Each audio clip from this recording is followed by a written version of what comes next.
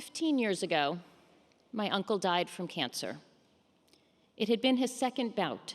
About 40 years earlier, he had beat the odds to survive Hodgkin's lymphoma. As we gathered in the family room at the mortuary just before the funeral, my grandmother, his mother, said something I will never forget. Through her tears, she said, "God has been good to me. God gave me 40 extra years with Marty." I couldn't believe it. Here she was in her 80s, bearing her second and last child, and she was commenting that God had been good to her.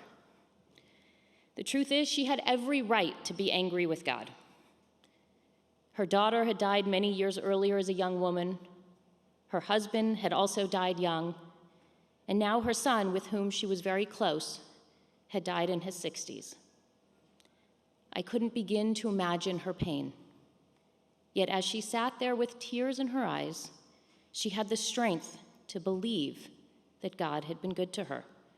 As her granddaughter and as a newly minted rabbi, I was in awe of her ability to recognize and articulate her gratitude amidst her grief. We all know that an excess of money does not buy an excess of happiness. Sure, there's a level at which money can provide stability and the opportunity to pursue happiness, but having money does not inherently make us happy. But gratitude can, and gratitude is free. In fact, study after study shows us that people who report the highest satisfaction in their own lives and the highest level of happiness are those who also report being the most grateful. Too often, we focus on the annoyances of life. We focus on what we lack, the hassles of everyday living that take up way too much space in our mind and cloud out the wonderful things we experience. Think about the last time someone asked how your day was. Do you answer, "It was pretty good. I was mostly productive except for a couple of annoying things"? Or do we focus on the interruptions and those small annoyances with an answer like, "You wouldn't believe what happened"? And then we tell of the one or two moments that somebody either screwed up or negatively impacted us. As a hospice rabbi for 6 years, I worked with countless families as they were preparing to say goodbye to their loved ones. Often, when I told people what I did for work, they expressed how sad they thought my job must be. But to many people's surprise, I actually found my work to be quite the opposite. You see, as a hospice rabbi, I would come into the families' lives once they had already learned that they themselves or their loved ones were terminal. I was not the one that had to deliver the devastating news.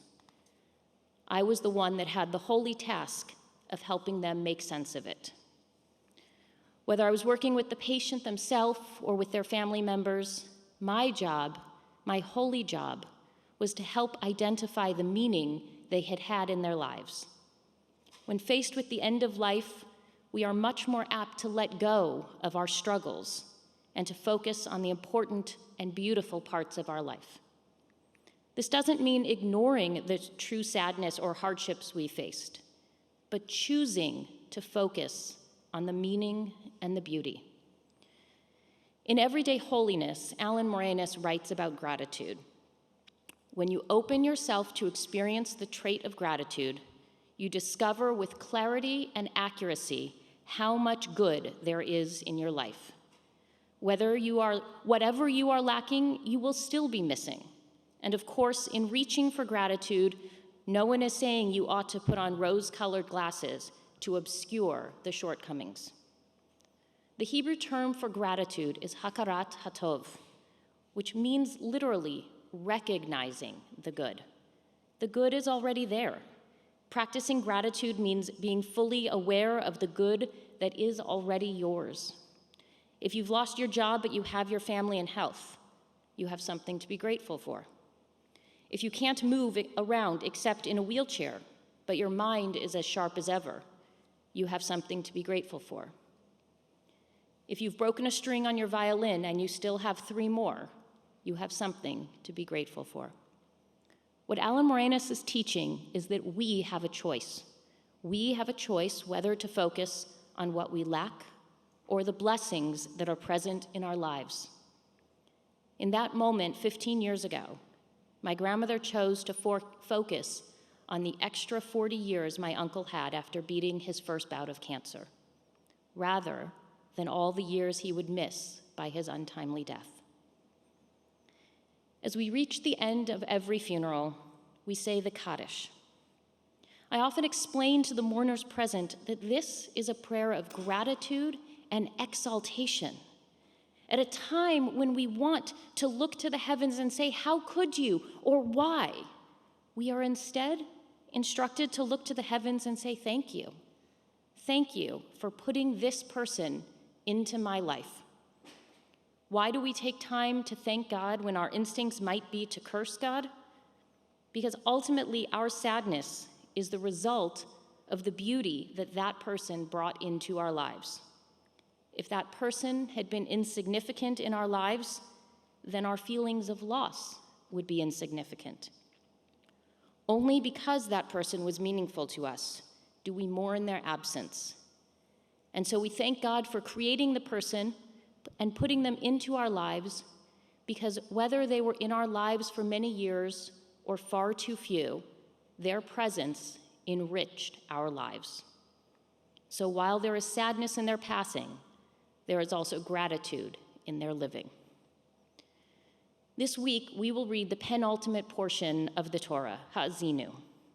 In it, Moses is giving his farewell sermon before he is to go up to Mount Nebo, look out across the land of Israel that he himself will never enter, and die. In his farewell song, he reminds us of both the blessings and the curses that God is capable of. Moses cautions us to continue to follow God's rules or face the repercussions. But Moses also reassures us that no matter what happens, in the end, God will forgive us and bring us home. Life is a mix of blessings and curses. As we begin this new year, may we open ourselves up to finding and experiencing the gratitude that is in our lives, rather than focusing on the negative. Shana Tova and Shabbat Shalom.